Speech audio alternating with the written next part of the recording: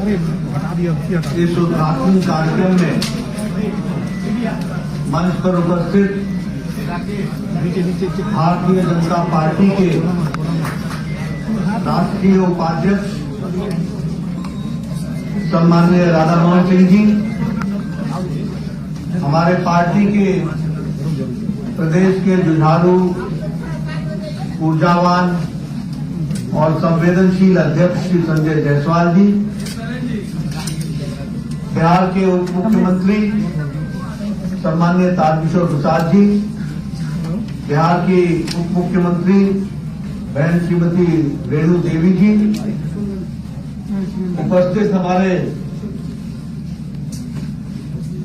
सभी भारत सरकार में और बिहार सरकार में मंत्री, उपस्थित सभी वरिष्ठ सांसदगण, विधायकगण, हमारे वरिष्ठ साथीगण और 23 जिलों में जुड़े हुए हमारे उपस्थित सभी जिला के अध्यक्ष जो वर्चुअली जुड़े हुए हैं। मैं अभी स्क्रीन पर देख रहा था तो मुझे मोतिहारी में प्रमोद कुमार जी भी दिखे, मुझे सतीश दुबे बघा में दिखे, मुझे दिवेंद्र सराफ जी भी दिखे। पहचानने की कोशिश कर रहा था मैं, वर्चुअली जो लोग जुड़े हैं सभी को मेरा नमस्कार और सभी का अभिनंदन। आज हम सब लोग यहाँ पर 16 कार्यालयों का श्री गणेश और 7 कार्यालयों पर शिलान्यास करते हुए कार्य के प्रारंभ करने का कार्यक्रम शुरू किया है। थोड़ा सा साइड करिए, बगल में जगह है ही आपका। मैं अपनी ओर से, भारतीय जनता पार्टी की ओर से अपना साइड में रखिए और साइड में रखिए, लाइट हमारे बिहार के पार्टी की तरफ से आप सबको हार्दिक बधाई देता हूं और इस शुभ अवसर पर शुभकामनाएं देता हूं कि यह कार्यालय आज जो समर्पित हुए हैं वह पार्टी के विकास में, पार्टी की विचारधारा को बढ़ाने में अपना योगदान करेंगे। वैसे ये कार्यालय की कल्पना में आप लोगों के साथ आज जरूर चर्चा करना चाहूंगा। जब 2014 में हमारी सरकार बनी और आदरणीय प्रधानमंत्री श्री नरेंद्र मोदी जी देश के प्रधानमंत्री बने तो वह एक दिन 11 अशोक रोड पार्लियामेंट्री पार्टी की बैठक के लिए आए। पार्टी के कार्यालय का रेनोवेशन हुआ था, उन्होंने रेनोवेशन को देखा। देखने के बाद उन्होंने पूछा कि ये है तो सरकारी जमीन पर, सरकारी प्रॉपर्टी है।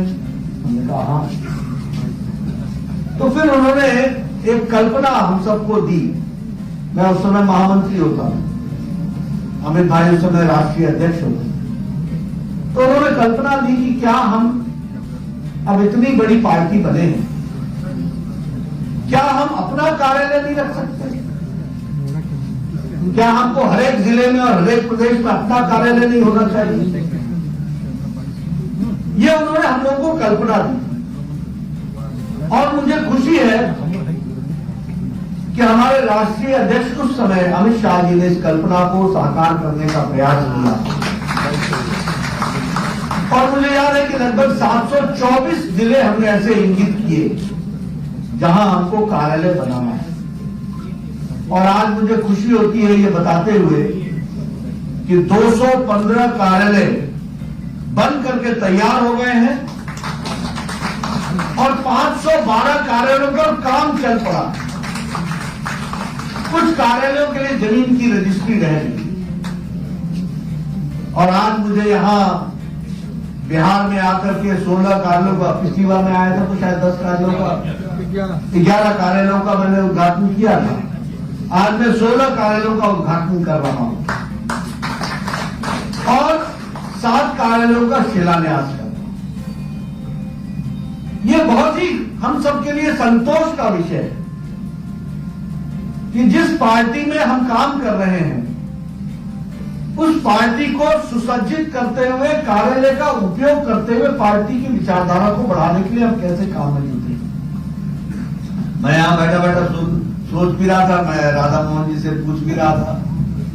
बहुत कम लोगों को मालूम होगा कि हमारा कार्यालय 72-74 में राजेंद्र नगर में एक किराए के मकान पर चलता था।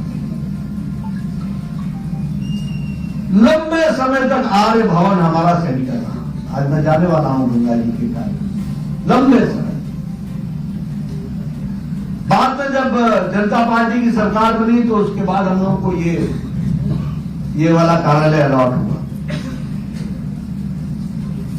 और मुझे याद है, आप हरी खिड़कियां, मैं पिछली बार भी चर्चा की थी, हरी खिड़कियां होती थी, कैलाश जी होते थे, अशोक जी होते थे, बापू आपके होते थे। और उस समय से लेकर के एक यात्रा हमारी चली।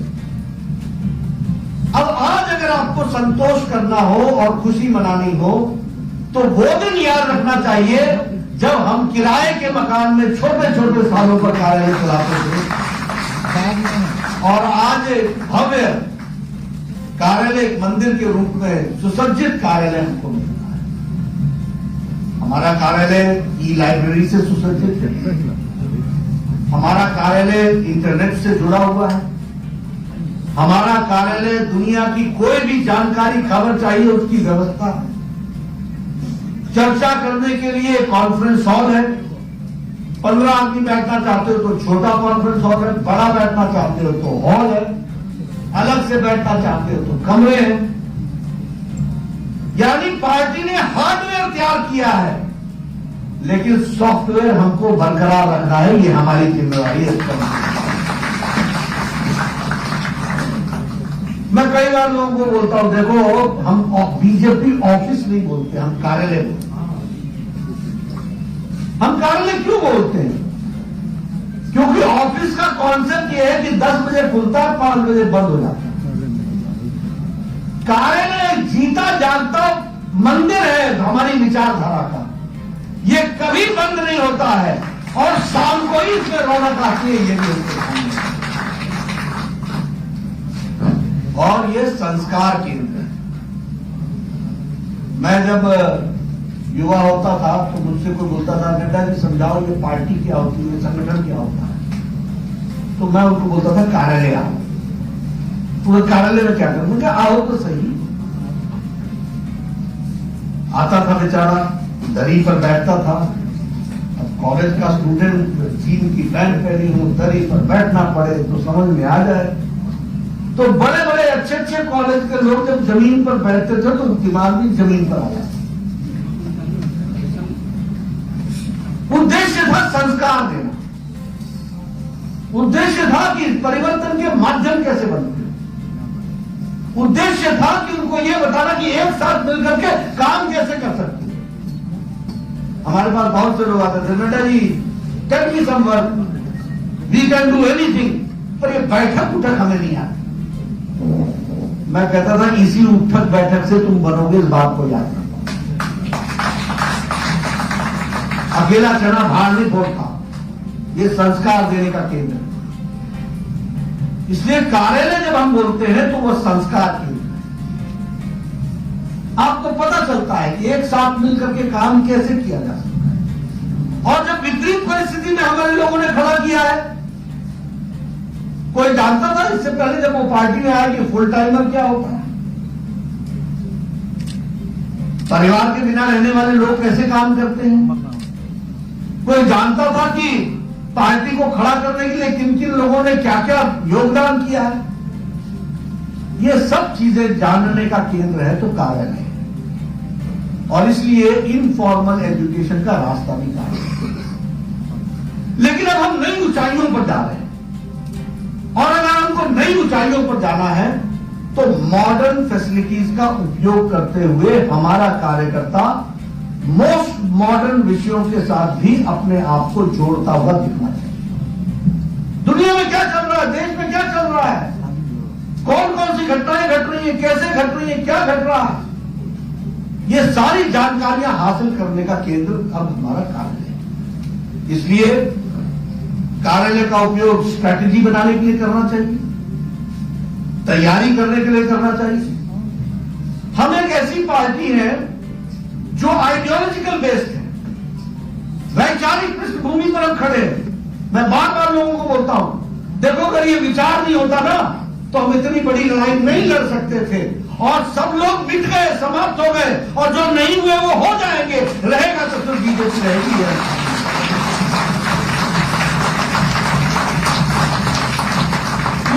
ये पागलपन है, ये विचार के लिए मदमस्ती है जिसके कारण हम लगे हैं, और लाखों लोग लगे। कुछ नहीं मिलता है, कुछ नहीं मिलेगा, तब भी लगे हुए।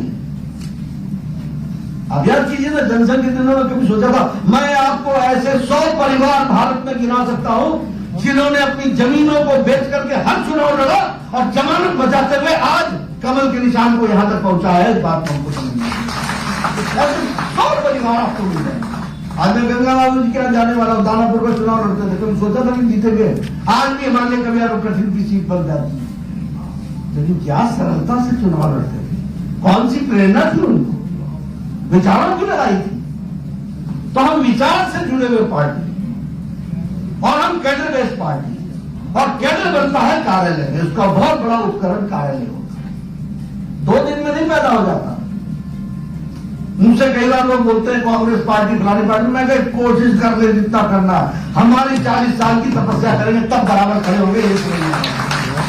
कुछ नहीं होने वाला। ये जितने कैंप लगाने इनको CAMP समझने में बहुत टाइम लग जाएगा। ट्रेनिंग नाम की चीज इनको समझने पहले खुद ट्रेन होना पड़ेगा।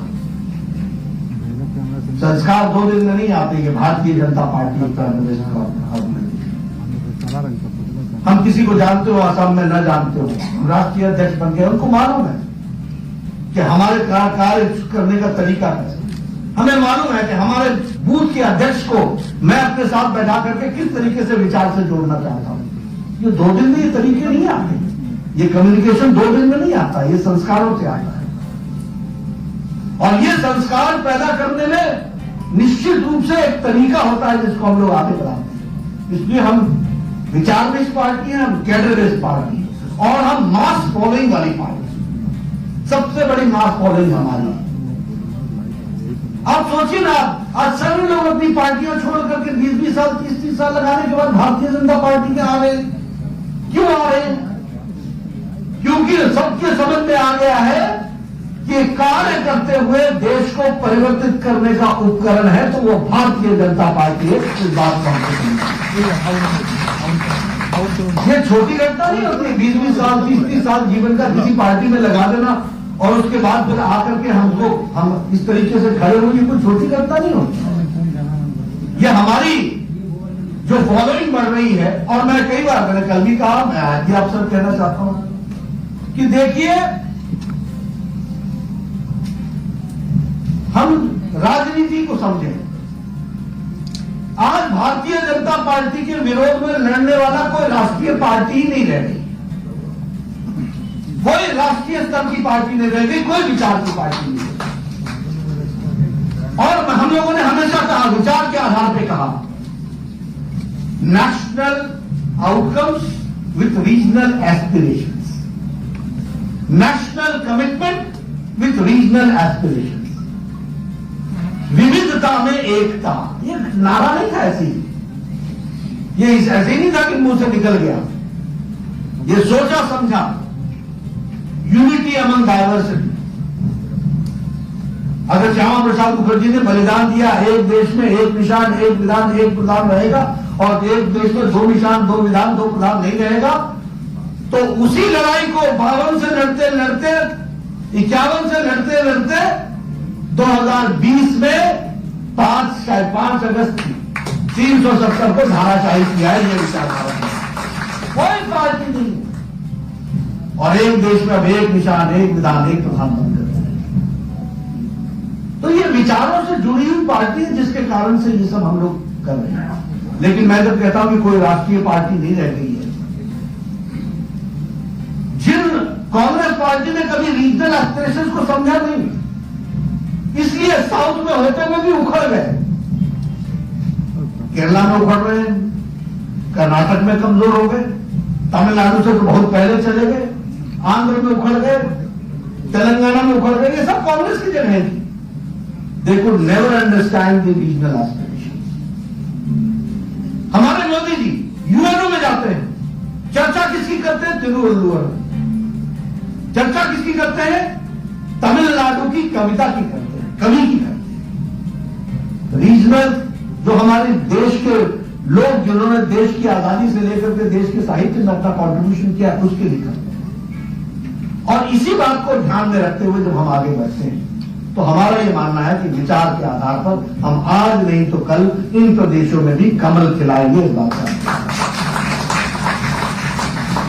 लेकिन लड़ाई किससे है हमारी? जम्मू कश्मीर में हम किससे लड़ रहे हैं? मैंने कल भी कहा था, आज भी कहूंगा, पीडीपी महबूबा की पार्टी है, परिवार की पार्टी है। नेशनल कॉन्फ्रेंस फारूक अब्दुल्ला, उमर अब्दुल्ला की पार्टी है, परिवार की पार्टी है। आप हरियाणा में बात, पंजाब में आ जाओ, शिरोमणि अकाली दल परिवार की पार्टी है। अब तो दूसरी पार्टी भी जो है वो भी परिवार जैसी पार्टी होगी। अब हरियाणा में आ जाओ, परिवार की पार्टी है। अब इतना बड़ा उत्तर प्रदेश 24 करोड़ का प्रदेश है, 24 करोड़ की आबादी का प्रदेश है।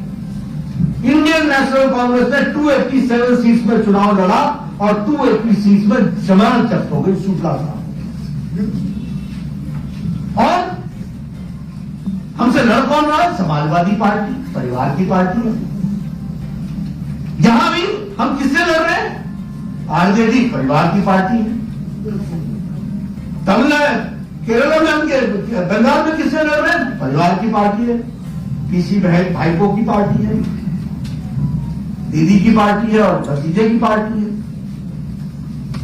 नवीन बाबू की पार्टी है, एक व्यक्ति की पार्टी है। उड़ीसा में आप वाईएसआर की बात कर लीजिए, जगन मोहन की बात कर लीजिए, परिवार की पार्टी है। आप तेलंगाना में आ जाइए, टीआरएस, तेलंगाना राज्य समिति, केशव चंद्रशेखर राव, केसीआर, परिवार की पार्टी है। तमिलनाडु, परिवार की पार्टी है। हर जगह परिवार। शिवसेना जो अब समाप्ति की ओर हो गई, वो भी परिवार की पार्टी है। एनसीपी, परिवार की पार्टी है। और मैं कई बार कहता हूं कि कांग्रेस पार्टी भी अब भाई बहन की पार्टी रह गई, बाकी कुछ नहीं। और ये सब लोग रीजनल एस्पिरेशंस को उछालते चले गए और बाद में ये परिवार की पार्टियां बनी। इसलिए भारतीय जनता पार्टी के लिए सबसे बड़ा चैलेंज है वंशवाद के खिलाफ लड़ाई। और किसी को भी प्रजातंत्र, और बिहार में मैं इसलिए बोल रहा हूं कि बिहार वैसे भारत देश ही प्रजातंत्र की, it is mother of democracy. और जब हम मदर ऑफ डेमोक्रेसी की बात करते हैं तो हम कभी वैशाली को नहीं भूल सकते हैं, बिहार की धरती को नहीं भूल सकते हैं। हम यहां से जन्मे हुए, तो अगर हम डेमोक्रेसी की बात भी करें तो उसके लिए परिवारवाद चैलेंज है। और उस चैलेंज को अगर लड़ना है तो वो भारतीय जनता पार्टी ही लड़ सकती है। और इसलिए मैं ये बातें आपके सामने इसलिए कह रहा हूं क्योंकि अगर हम कार्यालय बनाना, सिर्फ कार्यालय बना करके हम 700 कार्यालय हमारे बन गए, ऐसा नहीं है। ये 700 कार्यालय ये पावर हाउस बनने हैं, इनको जनरेशन करना है, इनको जनरेट करना है। एक नहीं, लाखों नहीं, करोड़ों कार्यकर्ताओं को जनरेट करने की उपकरण बनना है, इसको हमको करना है। और आप देखिए ना, अब तो मंजिल बहुत नजदीक है। आप देखिए जिन लोगों ने लड़ाई लड़ी है उनकी बात करो ना। मैं याद करता हूं, यही पटना में था, मेरी उम्र शायद 6 साल की, 66-67 की बात होगी। जनसंघ ने तय किया कि हम हर विधानसभा में चुनाव लड़ेंगे। सुशील जी ज्यादा बता सकते हैं, उस समय शायद तय हुआ था सभी कंस्टिट्यूंसी में चुनाव लड़ेंगे। जीतने के कोई आसार नहीं थे। जनसंघ का दिया वाला कैप पहन करके एक मोटरसाइकिल लेकर के एक विधानसभा में, मैं छोटा था, 6-7 साल का था। मैंने पूछा इससे होगा क्या? राजनीति में मेरी रुचि थी। बोले इससे दिया पहुंचेगा, जीतना तो है नहीं लेकिन इससे दिया पहुंचेगा। आज भी एक छोटे से बालक के रूप में मेरे दिमाग में बैठा हुआ है कि लड़ाई कमिटमेंट से होती है, लड़ाई कमिटमेंट से ताकत पैदा करती है। तो आज आप समझिए कि कितनी खुशी का दिन है कि आज आप दुनिया की सबसे बड़ी पार्टी बिहार में सरकार में आप विराजमान, आपकी ताकत, आपके एमएलए, आपके एमपी, आपका समर्थन समाज के बीच में। और मैंने कल भी कहा, बाई ओर मैं कल अपना रोड शो कर रहे थे तो बाई ओर तो हाथ में हिला रहा था, तो बाई ओर तो भाई बीजेपी के कार्यकर्ता थे जो सड़क पर थे, लेकिन मैं दाहिनी ओर हाथ हिला रहा हूं जहां बीजेपी के कार्यकर्ता नहीं थी, पटना की जनता थी। और लोग दुकानों से, छोटे छोटे दुकानों से आम गरीब व्यक्ति हाथ हिला करके रिस्पॉन्ड कर रहा था। ये भारतीय जनता। मेरे को कल पटना विमेंस कॉलेज से लेकर के मौर्या के चौक तक कोई भी ऐसा ऑटो वाला, रिक्शा वाला, बस ड्राइवर, कंडक्टर, बस में चलने वाला साधारण व्यक्ति, ऐसा मुझे कोई नहीं मिला जिसने खिड़की से हाथ निकाल करके हाथ का अभिवादन किया। ये बीजेपी की ताकत बन रही है। आज आम गरीब साधारण व्यक्ति आपके साथ खड़ा हो रहा है। कोई चाय की दुकान लगा करके ठेला वाला खड़ा है, वो आपको नमस्ते कर रहा है। कोई दुकान पर आकर के कोई रिक्शा वाला चाय पी रहा है, वो आपको नमस्ते कर रहा है। वो तो कोई तैयार करके लाया हुआ व्यक्ति नहीं था। और हमें तो इतना समझ में आता ही ना कि मेरे नारे कौन लगा रहा है। तो ये परिवर्तन आज भारतीय जनता पार्टी आम गरीब व्यक्ति के साथ जुड़ी हुई पार्टी, गांव, गरीब, वंचित, पीड़ित, शोषित, इनकी पार्टी। और विकास के नाम पर भारतीय जनता पार्टी पर्यायवादी। विकास और भारतीय जनता पार्टी पर्यायवादी। इसलिए मित्रों, मैं आज के दिन आपको, अब बहुत सी बातें मैं कह सकता हूं, मैं आपकी उस पर चर्चा नहीं कर सकता हूं क्योंकि बहुत आवश्यकता नहीं है। लेकिन आप सबसे मैं निवेदन करूंगा कि आप सिर्फ कार्यकर्ता नहीं हैं, आप विचारों के वाहक हैं। इसलिए राजनीतिक व्यक्ति को राजनीतिक बातचीत और समाज और देश के लिए की बातचीत हमेशा लोगों के बीच में। ये हम लोग ऐसे ही बड़े साधारण ढंग से कह देते हैं, ये देखो स्वच्छता अभियान हो गया, 11 करोड़ इज्जत घर बन गए। अब कहने का और समझने का तरीका है। आप, मैंने कल भी कहा, मैं आज भी कहता हूं, बचपन में जब मैं गाड़ी से, अपनी गाड़ी से सड़क पर, नेशनल हाईवे पर, स्टेट हाईवे पर चलता था, तो अगर सुबह 6 बजे चलता था या शाम को 6 बजे चलता था, तो मुझे झुंड से झुंड महिलाएं अपने दैनिक नित्यक्रम के लिए सड़कों पर जाती हुई दिखाई। और जब उनको गाड़ी की लाइट पड़ती थी, बेचारी साइड में हट जाती। मैंने वो दृश्य देखा, अपनी आंखों से देखा। और इनकी संख्या की राम भैया जी ने कहा पार्लियामेंट में कि मुझे दुख होता है कि इस तरीके का दृश्य देखने को मिलता है, लेकिन 60 से लेकर के 2014 तक किसी ने नहीं कुछ किया। लेकिन प्रधानमंत्री मोदी जी ने 11 करोड़ इज्जत घर बना करके 11 करोड़ महिलाओं का सशक्तिकरण किया। और घर में सिर्फ एक महिला नहीं होती, बच्चे भी होते। और मैं तो स्वास्थ्य मंत्री की दृष्टि से कहता हूं कि डायरिया के इंसिडेंट्स घट गए। हेल्थ मिनिस्ट्री की तरफ से मैं बोलता हूं कि डायरिया के इंसिडेंट्स घट गए। इसलिए स्वच्छता ही नहीं है, स्वस्थ परिवर्तन लाने का ही माध्यम है। लेकिन इन बातों को हमको बताना होगा, समझाना होगा, लोगों के बीच में जाकर के चीजों को रखना होगा। लोग जानते हैं। अब प्रधानमंत्री गरीब कल्याण अन्न योजना, आप बताइए, किसी देश ने दुनिया में कोरोना के संक्रमण में कोई इस तरीके का पैकेज किया? आज 80 करोड़ की जनता को, और उसमें प्रदेश सरकार अपनी तरफ से भी कुछ जोड़ करके देने का प्रयास कर रही है। ये स्वावलंबी, पिछली बार 100 साल पहले जब महामारी आई थी तो लोग बीमारी से ज्यादा भूखमरी से मर गए थे, लेकिन उसकी भी व्यवस्था की गई। ऐसी कितनी स्कीम्स है, मैं गिनाने लगूं और आप सब लोग जानते भी हैं। लेकिन इसके हमको वाहक बनना है, और इसके वाहक बनने के साथ साथ चीजों को नीचे तक ले जाना है, और एक दूसरे के साथ विमर्श करने का और अच्छी तरीके से रखने का अगर कोई स्थान है तो वो कार्यालय है जिसका हमको उपयोग। डिस्कशन होनी चाहिए, डिबेट होनी चाहिए, चर्चा होनी चाहिए। मैं आपको फिर से पुनः बधाई देना चाहता हूं।